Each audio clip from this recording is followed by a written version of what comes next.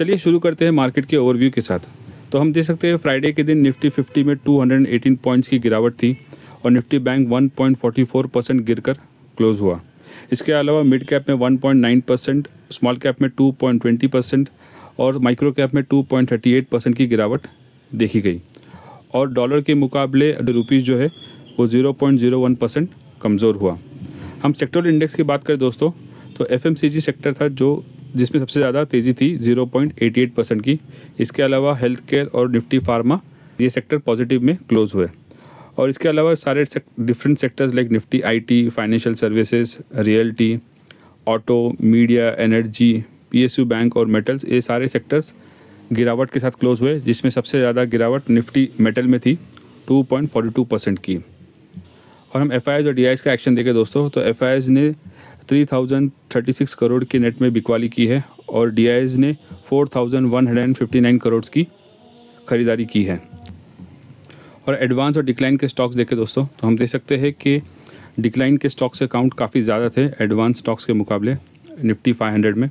और निफ्टी 50 में 11 stocks positively close हुए और 39 स्टॉक्स नेगेटिवली क्लोज हुए। हम गिफ्ट निफ्टी की बात करें दोस्तों, तो हम देख सकते हैं कि करंटली ये ट्रेड कर रहा है 24,210 पॉइंट्स पर, जो कि फ्राइडे के दिन जो निफ्टी क्लोज हुआ उससे 30 पॉइंट्स पॉजिटिव है। ओके, हम मार्केट मूड की बात करें दोस्तों, तो मार्केट में ओवरऑल पैनिक है। तो दोस्तों हम ओवरऑल देख सकते हैं कि सारे की इंडाइसेस नेगेटिवली क्लोज हुए। ओके, और सारे मेजर सेक्टोरल इंडेक्स में भी नेगेटिवली परफॉर्म किया है। और पिछले कुछ दिनों से हम देख सकते हैं कि करंटली मार्केट में कंटिन्यूस गिरावट है और लिटरली हम देख सकते हैं कि निफ्टी 50 में 8% करेक्ट हो चुका है। तो चलिए इस पर्टिकुलर क्रैश का और मार्केट में जो करेक्ट हुआ उसका रीज़न समझने की कोशिश करते हैं एक न्यूज़ आर्टिकल के थ्रू। ओके, इस आर्टिकल में बताया है कि सेंसेक्स में 2.2% का करेक्शन है इस हफ्ते में और निफ्टी 50 में 2.7% का ड्रॉप है इस वीक में। और ओवरऑल सेंसेक्स और निफ्टी 50 अपने ऑल टाइम हाई से ऑलमोस्ट 8% करेक्ट हो चुके हैं। ओके, हम इसके रीजंस को देखें दोस्तों, तो सबसे फर्स्ट रीज़न और प्राइमरी रीज़न है अकॉर्डिंग टू दिस आर्टिकल कि जो फॉरेन पोर्टफोलियो इन्वेस्टर है वो कंटिन्यूसली अपना स्टेक जो है इक्विटीज़ बेच रहे हैं। और हम देख सकते हैं कि अक्टूबर के मंथ में इन्होंने नियर अबाउट 98,000 करोड़ की अपनी इक्विटीज़ सेल की है। जो फॉरेन पोर्टफोलियो इन्वेस्टर्स है वो अपना स्टेक इंडिया में रिड्यूस कर रहे हैं और वो मूव कर रहे हैं इन द चाइनीज़ मार्केट, क्योंकि जो चाइनीज़ मार्केट है उसका वैल्यूएशन काफ़ी चीप हो चुका है। और हम देख सकते हैं कि कुछ दिन पहले बीजिंग में अनाउंसमेंट किए कि वो अपने मेजर्स ले रहे to stabilize their economy in the capital market, जिसकी वजह से जो फॉरेन पोर्टफोलियो इन्वेस्टर्स है वो मोस्टली चाइनीज़ स्टॉक्स में इन्वेस्ट कर रहे हैं। और हम देख सकते हैं जो कोविड-19 का क्रैश आया था उसमें जितना एफपीआईज ने अपने स्टेक्स को बेचा था उससे कई ज़्यादा उन्होंने अभी अपने स्टेक्स को बेचा है। तो ये एक बहुत बड़ा कंसर्न है जिसकी वजह से मार्केट में क्रैश देखा गया है। ओके, सेकेंड रीज़न है दोस्तों Q2 के रिजल्ट्स। ओवरऑल जो Q2 के रिजल्ट्स है वो वीक है और जो रिजल्ट्स है वो दर्शाते हैं कि जो इंडियन कंपनी में रेवेन्यू और प्रॉफिट इन दोनों में स्लो डाउन देखा गया है। ओके, और हम देख सकते हैं कि जो एफएमसीजी कंपनीज है जैसे कि हिंदुस्तान यूनिलीवर और नेस्ले, इनके जो Q2 के रिजल्ट्स देखे हैं तो उसमें समझ में आता है कि जो कंजम्पशन है वो रिड्यूस हो चुका है in both in urban as well as in the rural area.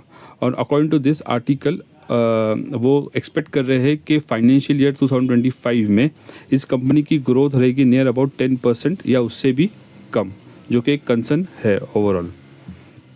Third reason है दोस्तों यूएस इलेक्शंस होने वाले हैं नवंबर 5 को, जिसके वजह से देयर इज सम अनसर्टेनिटी कि किसकी गवर्नमेंट बनेगी, राइट, कमला हैरिस की बनेगी या डोनाल्ड ट्रंप की। सो इसमें भी अभी भी क्लियरिटी नहीं है, तो ये भी एक वजह हो सकती है कि जिसकी वजह से मार्केट में करेक्शन है।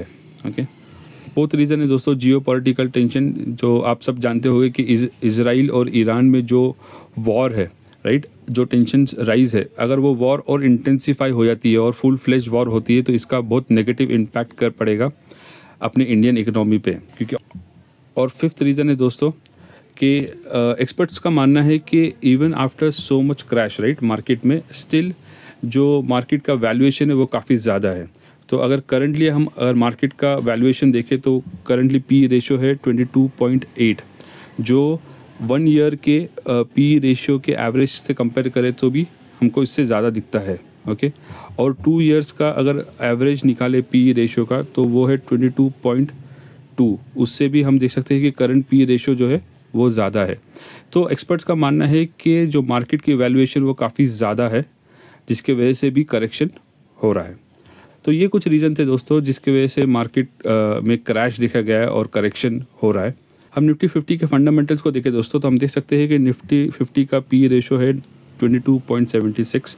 ओके, और करंटली ये अपने 52 वीक हाई और मीडियन रेंज के मिडल में ट्रेड कर रहा है। ओके, हम इसके चार्ट को देखें दोस्तों तो हम देख सकते हैं कि निफ्टी 50 जो है वो अपने हाई से ऑलमोस्ट 7.98%, हम कह सकते हैं 8% करेक्ट हो चुका है।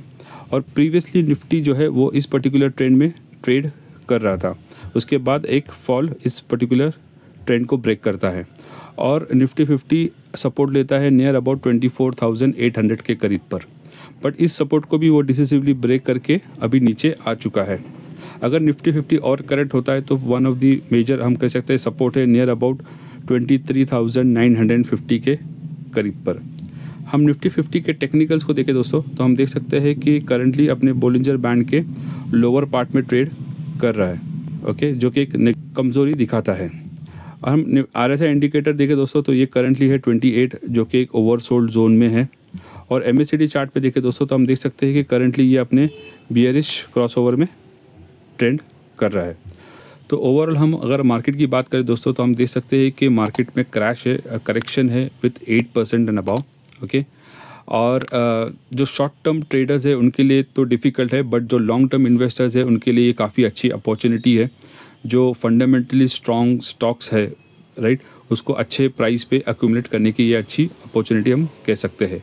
कोई बाई सेल रिकमेंडेशन नहीं है दोस्तों, जस्ट हम इसको एनालाइज कर रहे हैं।